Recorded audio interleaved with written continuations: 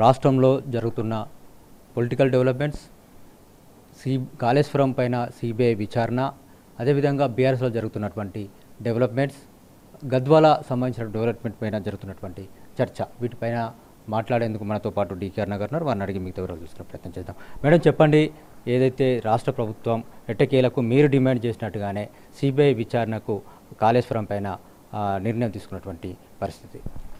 ఈ నిర్ణయం 20 నెలల కిందట తీసుకునంటే బాగుండేది. 20 నెలలు ఆలస్యం అయిపోయింది. ఇప్పుడు ఈ అధికారంలోకి వచ్చి దాదాపు 20 నెలల తర్వాత వాళ్ళు కమిషన్ అనేసి కాళేశ్వరం పైన ఎంక్వైరీకి ఆ కమిషన్ ఇచ్చినటువంటి రిపోర్టును అసెంబ్లీలో చర్చిస్తామని చర్చించిన తర్వాత దాని మీద యాక్షన్ లేకుండా మళ్ళీ సిబిఐ ఎంక్వైరీ అన్నారు, సిబిఐకి ఇస్తున్నామన్నారు. సో దీంట్లో వాళ్ళకి చిత్తశుద్ధి లేదు. వాళ్ళని కాపాడడానికి కాంగ్రెస్ ప్రభుత్వం చాలా తీవ్రమైనటువంటి ప్రయత్నం చేస్తున్నది అనేది ఇక్కడ స్పష్టమైంది. ఆలస్యం చేయడం ఒకవైపు, ఈ సిబిఐ ఎంక్వైరీ అనేది మేము ఆనాడే డిమాండ్ చేసినాం కదా, సిబిఐ ఎంక్వైరీ చేయండి, కమిషన్ కాదు సిబిఐ ఎంక్వైరీ చేయండి అని చెప్తే ఆ రోజు పట్టించుకున్నటువంటి ప్రభుత్వం 20 నెలల తర్వాత ఒక కమిషన్ చేసిన తర్వాత, కమిషన్ రిపోర్ట్ ఇచ్చిన తర్వాత మళ్ళీ ఇప్పుడు వాళ్ళు సిబిఐ ఎంక్వైరీకి మేము ఇస్తున్నామనేటటువంటి విషయాన్ని చూస్తుంటే ఈ ప్రభుత్వము ఖచ్చితంగా దీని వెనక ఉన్నటువంటి నాయకులను కాపాడడానికి, బీఆర్ఎస్ పార్టీ నాయకులను కాపాడడానికి ఈ ప్రభుత్వం చిత్తశుద్ధితో పనిచేస్తున్నది. కాంగ్రెస్ ప్రభుత్వము, రేవంత్ రెడ్డి గారి ప్రభుత్వం చిత్తశుద్ధితో వాళ్ళని కాపాడడానికి పనిచేస్తున్నది.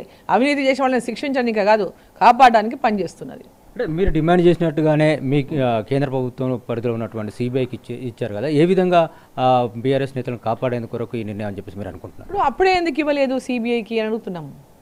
ఇప్పుడు ఈరోజు కమిషన్ ఒక రిపోర్ట్ ఇచ్చిన తర్వాత ఆ రిపోర్ట్లో వచ్చినటువంటి పెద్ద ఎత్తున మీడియాలో చూసినాం, పెద్ద చర్చలు జరిగింది, కేసీఆర్ జైలుకు పోతాడు, ఇక అయిపోయింది, ఈరోజు అరెస్టు, రేపు అరెస్ట్ అని వచ్చింది. మరి దానిపైన ఇప్పుడు అటువంటి యాక్షన్కి పోకుండా మళ్ళీ సిబిఐ ఎంక్వైరీ అంటే మీరు ఇన్ని రోజులు ఈ కమిషన్ ఎందుకు వేసినట్టు, ఎందుకోసం కమిషన్ వేసినట్టు?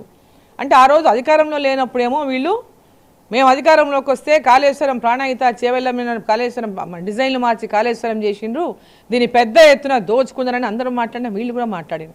మరి ఈరోజు అధికారంలోకి వచ్చిండ్రు, ఆ రోజు ప్రాణహిత చేవెళ్ళ కాంగ్రెస్ ప్రభుత్వం హాల్మని డిజైన్ చేసిన ప్రాజెక్టును పేరు మార్చిండ్రు, డిజైన్లు మార్చిండ్రు, అంచనాలు పెంచిండ్రు, దోచుకున్నారు, ప్రాజెక్టులు కూలిపోయినవి, దాని నుంచి ఏం లబ్ధి జరగలేదు, పెద్ద ఎత్తున ప్రజాధనం దుర్వినియోగమైంది, లక్షల కోట్ల అప్పులు తెచ్చినంత ప్రజాధనం దుర్వినియోగమైందని పెద్ద ఎత్తున అందరూ కూడా మాట్లాడుతున్నప్పుడు మరి వీళ్ళు ఆ రోజు ఏం చెప్పి మేము అధికారంలోకి రాగానే వాళ్ళు దోచుకున్న ధనాన్నంతా కూడా కక్కిస్తామన్నారు, వాళ్ళు చేసినటువంటి అవినీతి పాపాలను అన్నింటినీ కూడా కక్కిస్తామన్నారు. మరి ఇప్పటిదాకా ఏ అవినీతి పాపాన్ని కక్కించారు వాళ్ళు?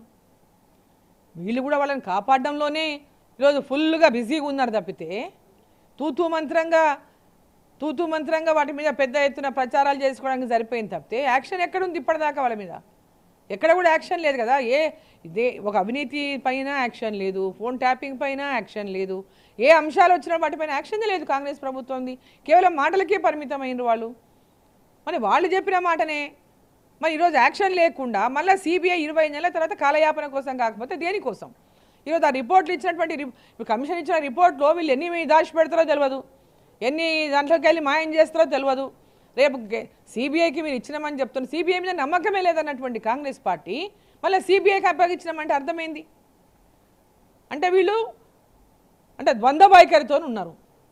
బటగాల్చి భారతీయ జనతా పార్టీ చేసేద్దాం, అక్కడ మేము వీళ్ళని కాపాడదాం, రేపొద్దున ఏదైతే అది అవుతుంది, మేము మాత్రం వీళ్ళని కాపాడాలని డిసైడ్ చేసుకున్నామని కాంగ్రెస్ పార్టీ పైనుంచి కింది వరకు డిసిషన్ తీసుకొని ఈరోజు అర్ధరాత్రి తర్వాత అసెంబ్లీలో సిబిఐకి అప్పగిస్తున్నామనేటటువంటి మాట చెప్పింది వాళ్ళు. అంటే బట్టగాల్చి మీద వేసేందుకు కొరకే ఈరోజు సిబిఐ విచారణకు ఇచ్చారని చెప్పేసి మీరు అనుకుంటున్నారు? 100% దాంట్లో ఇప్పుడు ఏం రేపు సిబిఐ ఎంక్వైరీ అంటారు, సిబిఐ ఎంక్వైరీకి వస్తుంది. ఇక్కడ వీళ్ళు ప్రభుత్వం సహకరించాలి, సహకరించదు, వాళ్ళకి కావాల్సిన సాక్ష్యాలను అన్నింటినీ కూడా మాయం చేస్తుంది. మాయం చేసి రేపొద్దున ఏమంటుంది, బీజేపీ ఏం చర్యలు తీసుకోలేదంటది. వీళ్ళు వాళ్ళతో కుమ్ముక్కు అయిపోయినరు లోపల. రేపు సాక్ష్యాలు కావాలి కదా, దేనికైనా ఒక యాక్షన్ తీసుకోవాలంటే సాక్ష్యం కావాలా. సాక్ష్యాలను అన్ని వీళ్ళు మాయం చేసినాక సిబిఐ ఎంక్వైరీ చేస్తే ఏం చేయాలి? సిబిఐ ఎంక్వైరీలో ఏం చేస్తారు వాళ్ళు వచ్చి? ఈ రాష్ట్రం సహకరించకపోతే సిబిఐ ఎంక్వైరీ ఏ విధంగా యాక్షన్ తీసుకుంటుంది, ఏ విధంగా దాని మీద ఎంక్వైరీ పూర్తి ముందుకు పోతుంది? ఇదంతా కూడా ఒక ప్రణాళిక పన్నాగంతోనే కాంగ్రెస్ ప్రభుత్వం ఈరోజు సిబిఐకి అప్పగిస్తున్నామని, భారతీయ జనతా పార్టీ మీద తోసేద్దాం, రేపు వాళ్ళ మీదనే బీఆర్ఎస్ బీజేపీ ఒకటని మళ్ళొక పాట అందుకుందాం అంటే అటువంటి రాజకీయంలో కుట్రలో భాగంగానే ఇదంతా చేస్తూ ఉంది. అదే రేవంత్ రెడ్డి బీజేపీ కలిసే ఈరోజు సిబిఐకి ఇచ్చారని చెప్పేసి బీఆర్ఎస్ ఆరోపిస్తున్నటువంటి పరిస్థితి. బీఆర్ఎస్ డ్రామా హై డ్రామా ఆడుతుంది. బీఆర్ఎస్ పార్టీ హై డ్రామా లోపల ఒక పక్క వాళ్ళతో అన్ని రకాలుగా అన్ని మేనేజ్మెంట్లు చేసుకుంటుంది. పైకి మాత్రం మళ్ళీ ఇంకో రకంగా అంటే వాళ్ళని కాంగ్రెస్ కాపాడుతుంది కాబట్టి వాళ్ళని వీళ్ళు కాపాడాలి.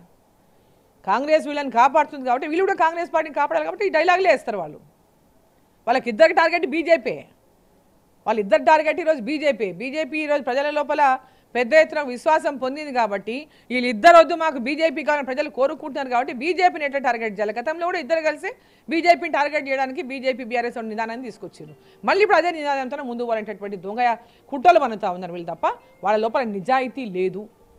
ఇంకోటి మేడం, ఏదైతే బీఆర్ఎస్లో జరుగుతున్నటువంటి డెవలప్మెంట్స్ చూశారు, నిన్న మొన్న జరిగినటువంటి డెవలప్మెంట్ చూశారు, కవిత మాట్లాడినటువంటి మాటలు కూడా మీరు పరిశీలించారు. అదేవిధంగా కవితను సస్పెండ్ చేసినటువంటి పరిస్థితి కనిపిస్తుంది. దీన్ని మీరు ఏ విధంగా చూస్తారు? దీనిపైన మీ కామెంట్. ఇప్పుడు కవిత అసలు కేసీఆర్ లేకుంటే కవిత ఎవరో తెలియదు. బికాజ్ ఆమెకు కేసీఆర్ అనే కూతురు అనే పేరు ఆ కూతురు కాకపోతే ఆమెను ఎవరు పట్టించుకునే వాళ్ళే కాదు కవితని. మన ఫ్యామిలీ, ఆ ఫ్యామిలీలో వచ్చినటువంటి పొలిటికల్గా పవర్ కోసం జరుగుతున్నటువంటి పోరాటం, కేసీఆర్ వారసత్వం ఎవరికి రావాలని జరుగుతున్నటువంటి ఆ ఇంట్లో పోరాటం, ఆ పోరాటంలో ఈరోజు బయటకు వచ్చి ఎవరి మీద ఎవరు దుమ్ము ఎత్తిపోసుకుంటున్నారు. దాంట్లో ఆయనకున్నది ఈయనకు లేదు. అందరికంటే ముందు జైలుకు పోయింది కవితనే కదా. అవినీతి ఆరోపణలు ఎదుర్కొని లిక్కర్ కేసులో అందరికంటే ముందు జైలు పోయింది కవితనే. కవిత ఈరోజు సంతోష్ రావు, హరీష్ రావు గురించి మాట్లాడుతుంటే మా నాయనకు లేదు అంటే తండ్రి లేకుంటే వీళ్ళందరూ ఎక్కడొచ్చిండ్రు? కేసీఆర్ యొక్క సపోర్ట్తోనే కదా. కేసీఆర్ ముఖ్యమంత్రిగా ఉండబట్టే కదా వీళ్ళ కుటుంబం అంతా కుటుంబ పాలన చేసింది రాష్ట్రంలో. ఈ కుటుంబ పాలనలో అంటే ఎట్లా పాలన చేసిందంటే ఎవరు ఎక్కడ క్విక్ అనకుండా అసలు ఈ రాష్ట్రంలో స్వేచ్ఛ లేకుండా ప్రజాస్వామ్యం లేనటువంటి పాలన ఆ 10 ఏళ్ళు కేసీఆర్ పాలనలో అందించిండ్రు. వీరు ఇంకెవరిని బ్లేమ్ చేయడానికి లేదు. అసలు ఏదొచ్చినా ఈ కుటుంబానిదే బాధ్యత. ఏ అవినీతి ఆరోపణలు వచ్చినా, ఏ అవినీతిలో బయటకు వచ్చినా, నిజాలు బయటకు వచ్చినా వాటన్నిటికీ బాధ్యత కుటుంబమే భరించాల్సి ఉంటుంది. వాళ్ళే బాధ్యులు. అంటే కాళేశ్వరంలో హరీష్ రావు, సంతోష్ రావుల యొక్క భాగస్వామ్యం ఉంది అవినీతిలో, కానీ కేసీఆర్ లేడని చెప్పేసి కూడా మాట్లాడు. అదే చెప్తున్నా కవిత. ఇప్పుడు వాళ్ళ హరీష్ రావు ఉన్నాడు, సంతోష్ రావు ఉన్నాడు అంటే ఇప్పుడు నువ్వు కూడా ఉన్నావు తల్లి దాంట్లో. ఇప్పుడు లిక్కర్ కేసులో కవితమ్మ కూడా పోయి వచ్చింది. ఇప్పుడు కేసీఆర్ని కాదంటే సంతోష్ రావు ఎవరు, హరీష్ రావు ఎవరు? అండర్ కేసీఆర్ కదా వీళ్ళందరూ కూడా. సో వీళ్ళందరికీ భాగస్వామ్యం ఉంది. తండ్రి పక్కన పెట్టి ఇంకేదో తప్పిద్దామని ఏదో సింపతి కోసము, తండ్రి మార్కుల కోసము ఏదేదో మాట్లాడుతున్నట్టుంది తప్ప వాళ్ళ ఫాదర్ యొక్క మార్కులు కావాలని మన ప్రయత్నం చేస్తుందేమో. వాళ్ళ అన్నకు ఎక్కువ మార్కులు వేస్తున్నాడు మా నాయన, నాకు ఎక్కువ మార్కులు వేయించుకోవాలని మన ప్రయత్నం చేస్తుందేమో. దాంట్లో ఎలాంటి ఆమె మాట్లాడేటువంటి మాటలు కేవలం తన సర్వైవల్ కోసం మాట్లాడుతుంది తప్ప దాంట్లో వాస్తవాలు అందరికీ సంబంధమే. దాంట్లో ఆ కుటుంబంలో ఉన్న ప్రతి వ్యక్తికి ఈ అవినీతి కేసుల్లో ప్రతి ఒక్కరికి కూడా వారికి అందరికీ సంబంధం ఉన్నట్టే. ఇంకోటి మేడం, ఏదైతే గద్వాలలో డెవలప్మెంట్ పైన మీరు ఏదైతే మాట్లాడారు 2 రోజుల క్రితం, దానిపైన గద్వాల చర్చ జరుగుతున్నటువంటి పరిస్థితి కనిపిస్తుంది. గద్వాల్లో జోగులాంబ గద్వాల జిల్లా, గద్వాల నియోజకవర్గం గత 12 ఏళ్లుగా కంప్లీట్గా అభివృద్ధి అనేది కుంటుపడిపోయింది. మొన్న భారతీయ జనతా పార్టీ రాష్ట్ర వ్యాప్తంగా ప్రతి జిల్లా కేంద్రంలో కూడా కలెక్టర్లకు రిప్రజెంటేషన్ ఇచ్చింది. అక్కడ ఉన్నటువంటి అనేక అంటే అభివృద్ధి పనులు జరగకపోవడం పైన, ప్రజలు ఎదుర్కొన్న సమస్యల పైన కలెక్టర్లకు ఒక రిప్రజెంటేషన్ ఇచ్చినటువంటి నేపథ్యంలో అక్కడ ఆ ధర్నా కార్యక్రమంలో నేను పాల్గొన్నప్పుడు ఆ ప్రాంతంలో జరిగినటువంటి గతంలో జరిగిన అభివృద్ధి, ఈ 12-13 ఏళ్ళుగా కుంటుపడిపోయినటువంటి అభివృద్ధి, వీటన్నిటి విషయం కూడా అక్కడ నేను మాట్లాడడం జరిగింది. దానికి వాళ్ళు ఏదో స్పందించినట్టున్నారు. ఖచ్చితంగా మా పార్టీ తరఫున ఖచ్చితంగా వాళ్ళని మేము వాళ్ళు ఏదో ఛాలెంజ్ చేసిండ్రు, ఖచ్చితంగా we are welcoming it. Bharatiya Janata Party welcome చేస్తుంది. గద్వాల తేరు మైదాన్ ఉంది, తేరు మైదాన్లో వాళ్ళు సమయము డేటు ఫిక్స్ చేయమనండి. భారతీయ జనతా పార్టీ ఖచ్చితంగా దాంట్లో పాల్గొంటుంది. వాళ్ళు అభివృద్ధి ఏం చేసిండ్రో, మేమేం చేసినామో అవన్నీ ఖచ్చితంగా వివరిస్తారు. 10 సంవత్సరాల్లో గద్వాల ఎలాంటి అభివృద్ధి జరగాలని చెప్పేసి మీరు అంటారు? ఎలాంటి అభివృద్ధి జరగలేదు. అభివృద్ధిలో అక్కడ ఉన్నటువంటి ప్రజాప్రతినిధికి ఎలాంటి భాగస్వామ్యం కూడా లేదు. రొటీన్గా జరిగినాయి. ఆయన ప్రత్యేకంగా చేసింది ఏమీ లేదు. అక్కడ రొటీన్గా గవర్నమెంట్లో మెడికల్ కాలేజ్ ఇచ్చింది, ఏ దేశమంతా ఇచ్చినట్టు రాష్ట్రంలో ఇచ్చిండ్రు. భారతీయ జనతా పార్టీ కేంద్ర ప్రభుత్వం కూడా ఇచ్చింది, దాంట్లో వచ్చింది కాలేజీలు. అన్ని జిల్లాలకు వచ్చినట్టు గద్వాలకు వచ్చింది, ప్రత్యేకంగా గద్వాలకి ఏం రాలేదు. సో అట్లాంటివి అనేకం ఉన్నాయి. మెడికల్ కాలేజు వారి ప్రయత్నం కాదు, మా ప్రయత్నం కూడా ఉంది దాంట్లో. మెడికల్ కాలేజ్ ఇచ్చింది కేంద్ర ప్రభుత్వం ద్వారా. మేము కూడా రికమెండ్ చేసాం మెడికల్ కాలేజ్ కావాలని, నేను కూడా రికమెండ్ చేసేదాన్ని. సో ఇవన్నీ కూడా ప్రత్యేకంగా వాళ్ళు చేసింది ఏం లేదు. వాళ్ళ అభివృద్ధిని ఏదైనా చేసి ఉంటే తేరు మైదానంలో చర్చ పెడతాము. ఆ తేరు మైదానంలో చర్చలో పాల్గొని వాళ్ళకి బాధ ఎక్కడ అయిందంటే పాపం టీఆర్ఎస్ పార్టీలో గెలిచిండు, ఇప్పుడు ఎక్కడ ఉన్నారో తెలియదు, మధ్యస్థంలో ఉన్నట్టున్నాడు. ఒకసారి ఉన్నామంటున్నారు, ఒకసారి ఏమంటున్నారు. ఆ టీఆర్ఎస్లో ఉన్న రోజులు 5 ఏళ్ళ ఎమ్మెల్యే అంటున్నారు, 10 ఏళ్ళ ఎమ్మెల్యే లాగానే పనిచేసిండు. నేను టీఆర్ఎస్ పార్టీ అధికారంలోకి వచ్చిన తర్వాత ఫస్ట్ టైం తెలంగాణ ఏర్పడిన తర్వాత నేను ఎమ్మెల్యేగా ఉన్నా, ఆ రోజు అపోజిషన్లో ఉన్నా. అక్కడ ఒక్క పని జరగకుండా ఈ రాష్ట్ర ప్రభుత్వం అడ్డుకున్నది. నేను చేసిన పనులు కూడా చేయనీయకుండా అడ్డుకున్నారు. అట్లాంటివి ఎన్నో చేసిండ్రు. ఇవన్నీ కూడా వాటి గురించి ఈరోజు వీళ్ళు మాట్లాడడం అంటే రాజకీయ అవగాహన లేకుండా మాట్లాడటము, అభివృద్ధి అంటే అవగాహన లేకుండా మాట్లాడటము, ఇవన్నీ మాట్లాడుతున్నటువంటి వాళ్ళు ప్రజల మధ్యలో తేరు మైదానంలో కూర్చొని వాళ్ళు ఏమేమి చేసిరో చెప్పాలి, వాళ్ళు ఏమేమి అభివృద్ధి చేసిరో చెప్పాలి. నెట్టెంపాడు ప్రాజెక్టు నేను ఉన్నప్పుడే ప్రారంభం చేసి, మిగిలిన పనులు కూడా ఇప్పటికి పూర్తి కాలే. గట్టు లిఫ్ట్ నేను ఉన్నప్పుడే శంకుస్థాపన చేసి 13 ఏళ్ళు అయింది, ఇప్పటికీ 6 నెలల్లో పూర్తి కావాల్సిన ప్రాజెక్టుకు 13 నెలలు అయింది, ఇప్పటికి కాలే. ఇంకా ఏమేమో చెప్తారు, 25 టీఎంసీలు కడతామని. ఇట్లా తారుమారు చేయని ఇంకా మాటలు చెప్పుకుంటూ పోతుంది తప్ప అవుతున్నది ఏం లేదు. అక్కడ కాగితాల మీదనే రాతలు ఉన్నాయి తప్ప ఇంప్లిమెంటేషన్ లేదు. గట్టు లిఫ్ట్ ఇంకా పెండింగే, గుర్రంగడ్డ బ్రిడ్జ్ ఇంకా పెండింగే. 13 ఏళ్ళు అయింది. మీకు గుర్తుందో లేదో అసెంబ్లీలో నాకు కేటీఆర్ గారికి వాగ్వాదం జరిగింది గుర్రంగడ్డ బ్రిడ్జ్ మీదనే, ఇప్పటికీ పెండింగ్ ఉంది. గతంలో బీఆర్ఎస్లో ఉన్నాడు, ఇప్పుడు బీఆర్ఎస్లో గెలిచిండు, ఇంకో పార్టీకి అభివృద్ధి కోసం పోయినా అంటున్నాడు. మరి చెప్పాలి కదా వీటికి జవాబు. స్థానిక ఎమ్మెల్యే మీపైన కూడా కామెంట్ చేసినటువంటి పరిస్థితి, మీరు కూడా రెగ్యులర్గా రావట్లేదు, అందుకొరకు మిమ్మల్ని అక్కడ ప్రజలు తిరస్కరించారని చెప్పి. ఇప్పుడు రాజకీయాల్లో చైతగానటువంటి వాళ్ళు ఇటువంటి మాటలు చాలా మాట్లాడుతుంటారు. ఇప్పుడు వాళ్ళ రాజకీయాల్లో గెలుపులు అనేటివి వాళ్ళ చేతనైనటువంటి తనంతోనో గెలవలేదు. ఆయన అనేక ఈక్వేషన్స్లో అక్కడ ఆయన సావు తప్పి కన్ను లొట్టబోయి గెలిచిండు జరిగింది. అక్కడ నేను ఎంపీగా పోటీ చేయాలనుకున్నాను, మొదటి నుంచి చెప్పిన ఎంపీకి పోటీ చేసిన. ఉమ్మడి జిల్లాలోనే నేను అప్పుడు ఉన్నా, ఇప్పుడు ఉన్న ఉమ్మడి జిల్లా నుంచే పోటీ చేసిన. నేను ఎక్కడో పోయి పోటీ చేయలేదు. అది నా సొంత జిల్లా, ఉమ్మడి జిల్లా.